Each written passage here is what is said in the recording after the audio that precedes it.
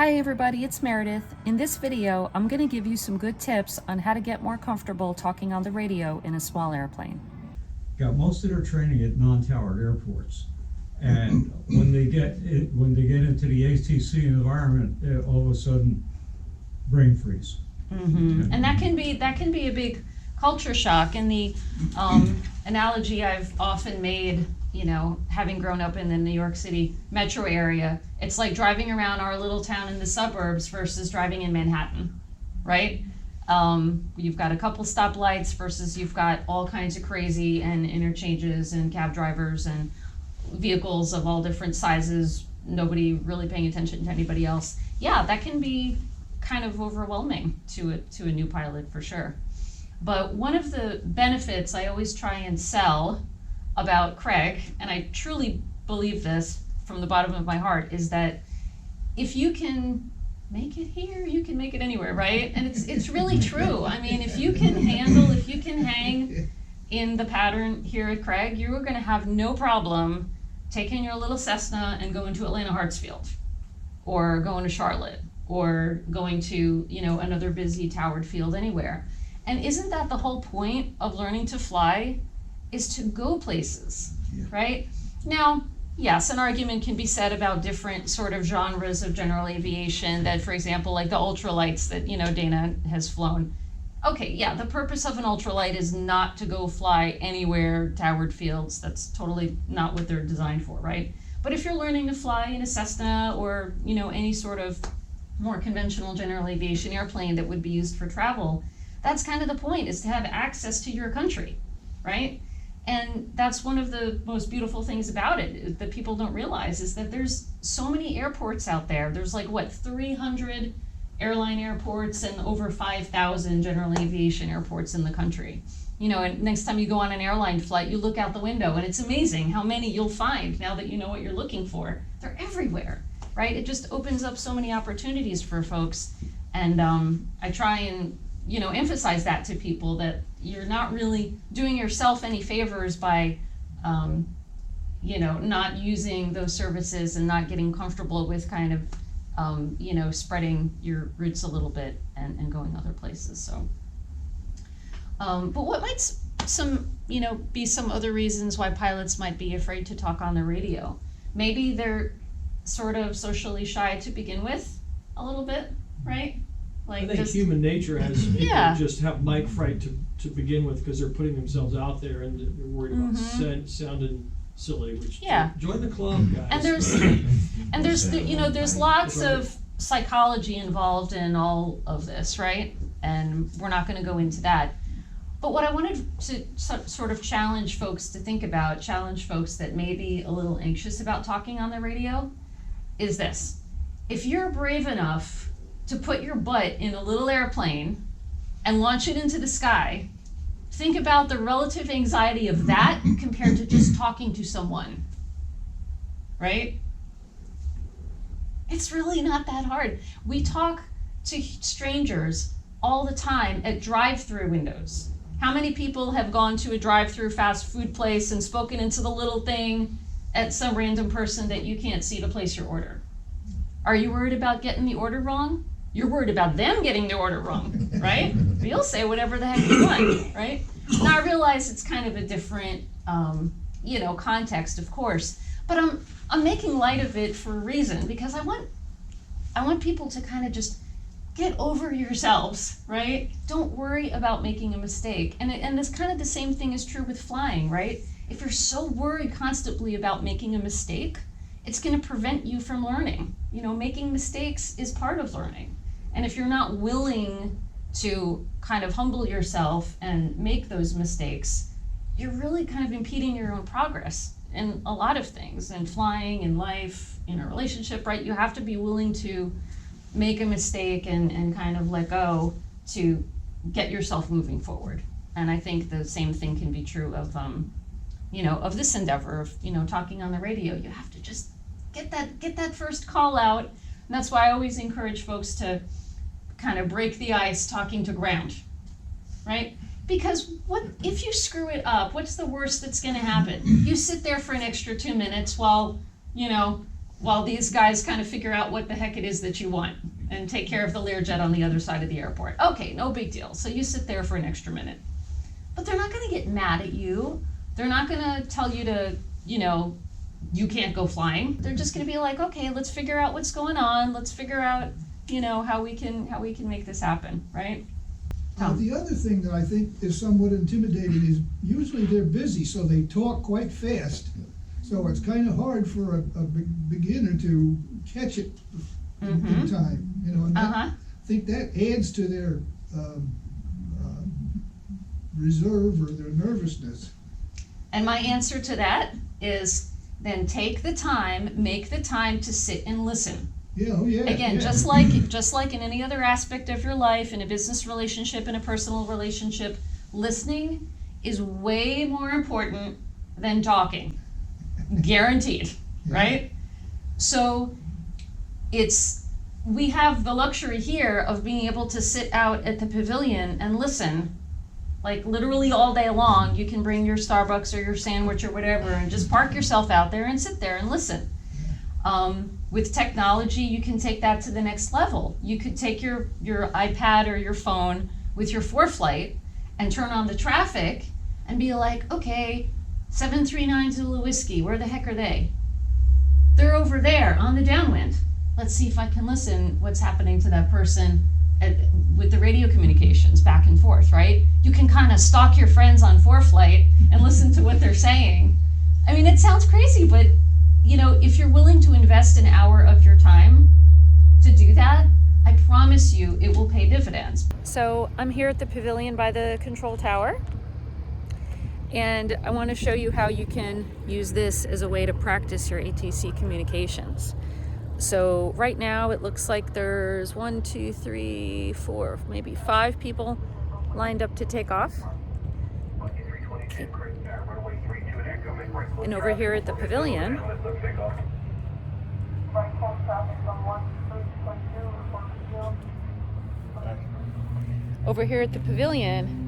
you can actually watch the airplanes take off, and at the same time you can listen to the air traffic.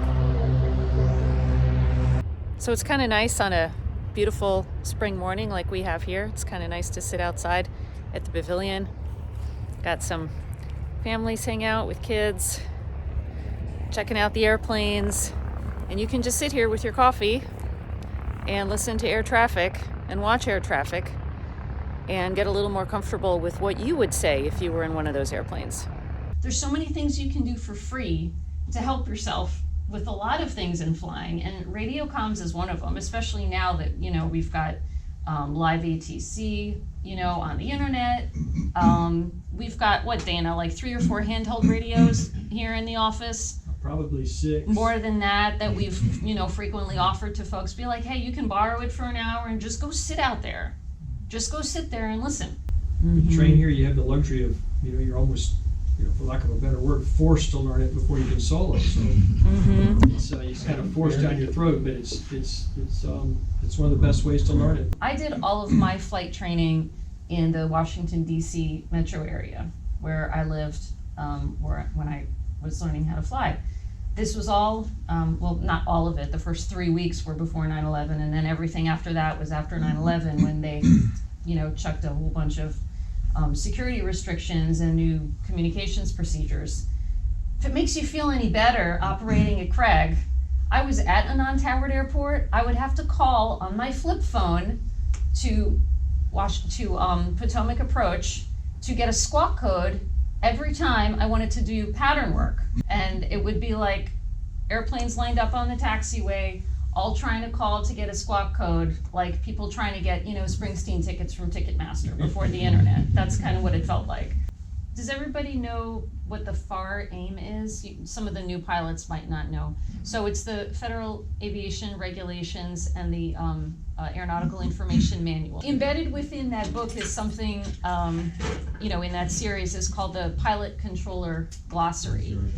And this is basically just a list of, some of the most common phrases, things that are said back and forth between pilots amongst themselves, and also between pilots and controllers.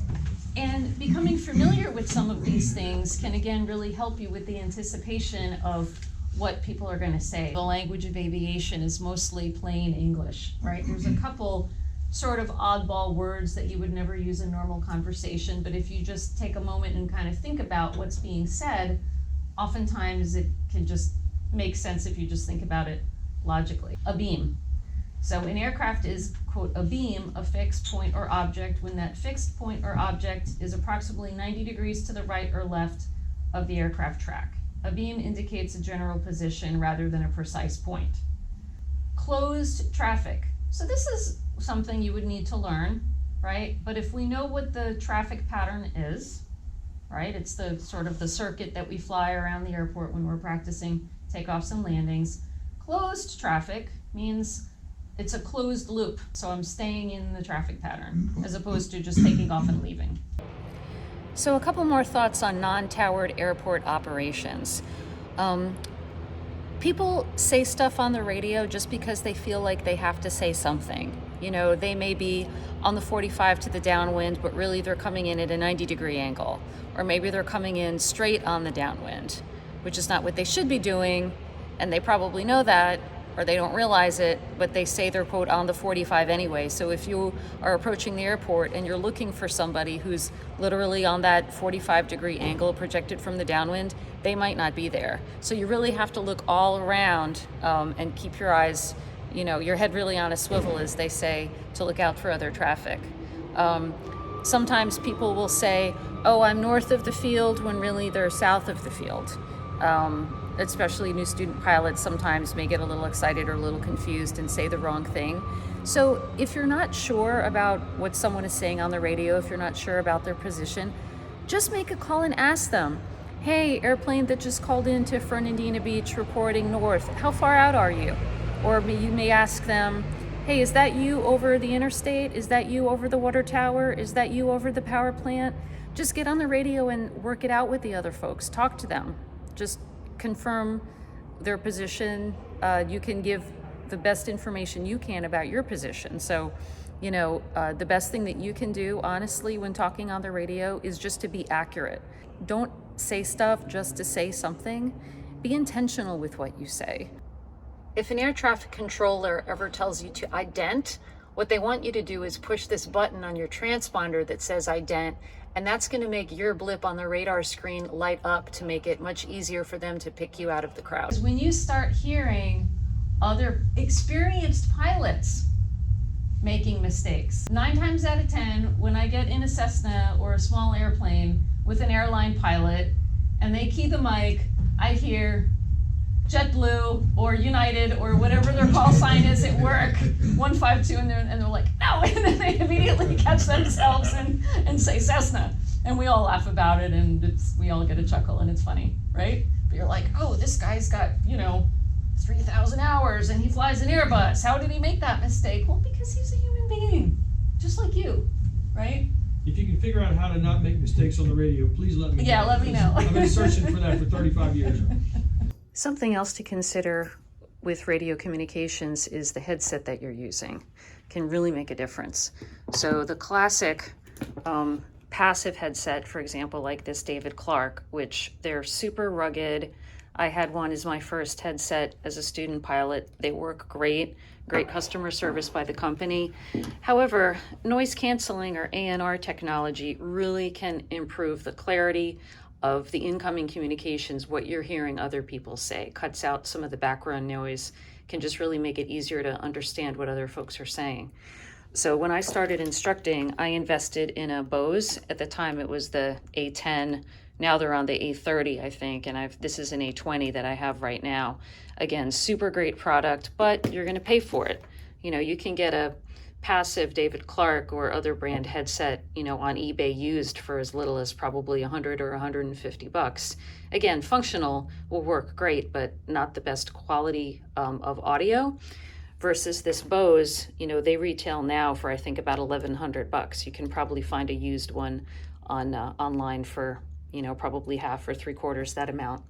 Another brand that we became aware of at one of the trade shows in recent years is produced and sold by this company called Hobbs Flyer. We bought one of these. It's a A&R headset. And again, form fit, it's not quite as elegant or pretty as a Bose, but I've personally worn it a couple times. I've lent it to customers to see if they like it. It's got this same little A&R battery powered box here, similar to what the Bose has. Again, it's just not quite as, sleek or pretty, but I got to tell you, for half the price of a Bose, this thing does a pretty good job. I'd like to also add, on our website, Meredith has a document she put together that's incredible. If you go on our website on holidayaviation.com, and if you click on resources and then training guides, drop down in about the middle of the links to different documents on the private pilot section, there is a guide to radio communications at Craig. And it by no means covers all of the communication phraseology, but it's just a great nuts and bolts primer for basic radio calls. It's intended as a cheat sheet where you But could it's- literally read the script, bring a pencil, and substitute the tail number for whatever airplane you're in, information echo, but it's actually Delta. Okay, scratch it out. Specifically about non-towered airport operations. I want to talk about that a little bit. Something that we always like to say is you only know one thing for sure based on a pilot's radio call in a non-towered field. The only thing you know for certain is that they're transmitting on the same frequency that you're currently listening to.